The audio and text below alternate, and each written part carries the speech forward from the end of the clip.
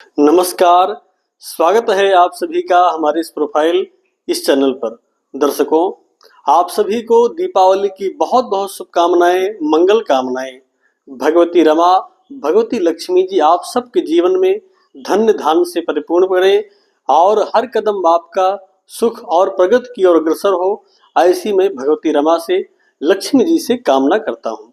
दर्शकों, आज की इस वीडियो में हम चर्चा करने वाले हैं कि दीपावली के दिन लक्ष्मी जी और भगवान श्री गणेश जी का पूजन करना क्यों आवश्यक माना गया है और साथ ही साथ में पूजन की विधि क्या है, पूजन का शुभ मुहूर्त क्या है। इन सभी विषयों की चर्चा आज की इस वीडियो में करते हैं। दर्शकों, सबसे पहले बात करें इस मास की, तो कार्तिक का जो ये महीना है, कार्तिक का जो ये माह है, ये हर प्रकार से देवताओं के कार्य के लिए प्रशस्त है। यानी इस मास में, कार्तिक के महीने में कोई भी धर्मानुष्ठान करना बहुत ही शुभ फल और पुण्य प्रदान करने वाला माना गया है। इस माह में धार्मिक कृत्य करने के लिए सबसे अच्छा और सबसे शुभ समय माना गया है। ऐसे में कार्तिक मास कृष्ण पक्ष की अमावस्या को दीपावली का पावन पर्व मनाया जाता है। ये पर्व भी कोई साधारण नहीं है। भारतीय संस्कृति और सनातन की संस्कृति के मानने वाले लोगों के लिए ये पर्व अपने आप में अद्भुत है और इस पर्व की बहुत महिमा है। ये पर्व एक विशेष पर्व है हिंदुओं का, सनातनियों का। तो दर्शकों, इस दिन भगवती रमा की पूजा करना क्यों माना गया है? क्योंकि इस दिन कई आचार्यों के मतानुसार देखें तो भगवती रमा का प्राकट्य उत्सव भी माना जाता है और ऐसी मान्यता है कि भगवती रमा, लक्ष्मी जी इस दिन इस भूलोक पर विचरण करती हैं। इसलिए इस दिन पूजन करना और उनका वंदन करना, स्तुति करना निश्चित ही उनकी कृपा के प्राप्त के लिए हमें अग्रसर कर देता है। दर्शकों, और भगवान श्री गणेश जी की पूजा करना इस दिन क्यों माना गया है? क्योंकि लक्ष्मी जी का पूजन अकेले करना कई आचार्यों के मत के अनुसार देखें तो उचित नहीं कहा गया है। जब भी इनका पूजन हो, भगवान नारायण के सहित हो, अर्थात लक्ष्मी नारायण की पूजा होनी चाहिए, या फिर भगवान श्री गणेश जी के साथ इनका पूजन किया जाए। क्यों? क्योंकि रमा जी, लक्ष्मी जी जब आपके घर में आएंगी, सुख समृद्धि आएंगी, तो कई बार ये भटकाव की ओर भी ले जाती है। यानी मन में कोई विकृति ना उत्पन्न हो जाए, मन दुर्भावना से न भर जाए, कोई अनैतिक कार्य हमसे न हो जाए। इसलिए भगवान श्री गणेश जी की साथ में पूजा करनी चाहिए ताकि वो हमें सिद्धि बुद्धि प्रदान करें। ऐसे में भगवान श्री गणेश जी के सहित लक्ष्मी जी का पूजन इस दिन किया जाता है। दर्शकों, पूजन की विधि क्या है?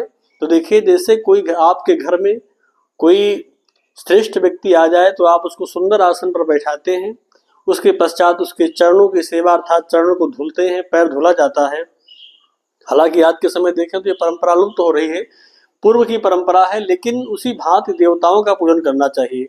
पहले प्रतिमा को ले आइए, घर पर ला करके पूजन स्थल पर रख दीजिए, आसन बिछा करके बढ़िया से प्रतिमा को विराजमान कर दीजिए, भगवान श्री लक्ष्मी जी को, भगवान श्री गणेश जी को। उसके पश्चात अगर ये प्रतिमा किसी धातु की है, जैसे चांदी हो गया, स्वर्ण हो गया, या फिर पीतल है, तांबा आदि की है, तो फिर पूर्ण रूप से इनको स्नान कराइए। और अगर मिट्टी की प्रतिमा है तो केवल जल ही छिड़क दीजिए, जल छिड़क करके स्नान हो गया ऐसा मान लीजिए, इसी भावना करिए। स्नान कराने के पश्चात बढ़िया सुंदर से वस्त्र, जो कुछ आप लाए हो, वस्त्र ना हो तो कलावा ही चढ़ा दीजिए। इसके पश्चात भगवान श्री गणेश जी को यज्ञोपवीत अर्थात जनेऊ पहना दीजिए। फिर एक बार जल के द्वारा आचमन कर दीजिए और इसके पश्चात जो कुछ आपके पास हो, रोली, चंदन, हल्दी आदि जो कुछ टीका आपने बना रखा हो, वो सारे टीका भगवान श्री गणेश जी को, लक्ष्मी जी को चढ़ा दीजिए। और ये सारे टीका चढ़ाने के पश्चात, चंदन आदि का टीका करने के पश्चात, रोली, कुमकुम आदि जो कुछ आपके पास है वो चढ़ा दीजिए। और चढ़ाने के पश्चात अक्षत चढ़ा दीजिए। अक्षत के पश्चात पुष्पमाला, माला जो कुछ आपके पास उपलब्ध हो, ये माला बना रखी हो या बाजार से लेकर आए हो तो माला पहना दीजिए। और माला पहनाने के बाद दूर्वा अगर आपके पास उपलब्ध हो तो भगवान श्री गणेश जी को दूर्वा चढ़ा दीजिए, माला पहना दीजिए, दोनों लोग को पुष्प चढ़ा दीजिए। इसके पश्चात इत्र आदि अगर आपके पास हो, सुगंधित इत्र हो तो चढ़ा दीजिए, गुलाल हो तो वो चढ़ा दीजिए। फिर धूप बत्ती बनाइए, बढ़िया से धूप दिखाइए दोनों देवताओं को। और धूप दिखाने के पश्चात दीप दिखा दीजिए। दीप के पश्चात हाथ धो करके नैवेद्य अर्थात भोग लगाना है। अब भोग में जो कुछ आपके पास उपलब्ध हो, जो आपने मीठा मंगा रखा हो, जो आपके पास मिठाई हो, वो मिठाई का भोग लगा दीजिए। जल के द्वारा आचमन करा दीजिए, तत्पश्चात फल चढ़ा दीजिए, फिर जल का आचमन करा दीजिए और फिर तांबूल अर्थात पान सुपारी लौंग इलायची जो कुछ आपके पास उपलब्ध हो उसको चढ़ा दीजिए। दक्षिणा आदि भी चढ़ा दीजिए जैसी आपकी इच्छा हो और उसके पश्चात प्रार्थना कर लीजिए, फिर आरती कर लीजिए। यही पूजन की विधि है और यही शास्त्रोक्त विधि भी है। अगर आप कोई आचार्य बुला लेते हैं, कोई ब्राह्मण बुला लेते हैं तो बहुत अच्छी बात है। अगर आप बुलाने में असमर्थ हैं या उपलब्ध नहीं है तो जिस विधि के द्वारा मैंने बताया है इसी विधि के द्वारा आप पूजन करिए, निश्चित ही आपका कल्याण होगा। उसके पश्चात पूजन के मुहूर्त की बात करें तो मुहूर्त जो सबसे अच्छा मुहूर्त हमें प्राप्त हो रहा है वृष लग्न का, अर्थात वो लग्न हमें सायकालीन शाम को 6:50 से प्रारंभ हो जाएगी और रात्रि में 8:50 तक वृषभ लग्न हमें प्राप्त हो रही है।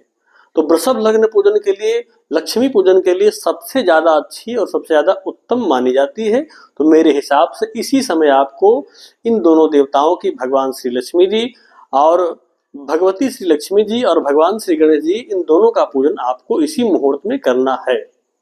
इतना कार्य करिए और निश्चित तौर से वर्ष भर भगवती रमा की कृपा आपको प्राप्त होगी, भगवान श्री गणेश जी की कृपा आपको प्राप्त होगी, ऐसी कामना करता हूं। आज के लिए बस इतना ही। पुनः मिलते हैं एक नए वीडियो और एक नई जानकारी के साथ। तब तक के लिए आप सभी को नमस्कार।